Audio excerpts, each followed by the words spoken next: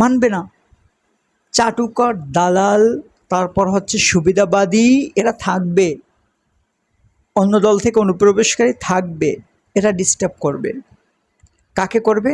আপনাকে করবে, আমাকে করবে। কেন করবে? তার স্বার্থের জন্য করবে। তাদেরকে ভয় পাওয়ার কিছু নাই। গত 15 বা 17 বছরে কখনো শুনেছেন সেন্ট্রাল যে সরকার ছিল, তাদের সেন্ট্রাল যে নেতারা ছিল, তারা কখনো বলেছে 2 টার্মের বেশি বাংলাদেশে কোনো প্রাইম মিনিস্টার থাকতে পারবে না? বলে নাই। কখনো তারা বলেছে যে নেতাকে কেন্দ্র করে রাস্তায় গাড়ির বহর, শোভাযাত্রা, ব্যানার ফেস্টুন অতিরিক্ত করা যাবে না? বলে নাই। কোনো নেতা বলেছে এর আগে যে আমাদের দলের কেউ থাকলে তাকে আইনের হাতে সোপর্দ করে দিন, ব্যবস্থা নেওয়া হবে? ইতিমধ্যে বিএনপির অনেকগুলো নেতাকে বহিষ্কার করা হয়েছে, তাদের নামে বিএনপি তরফ থেকে মামলা করা হয়েছে।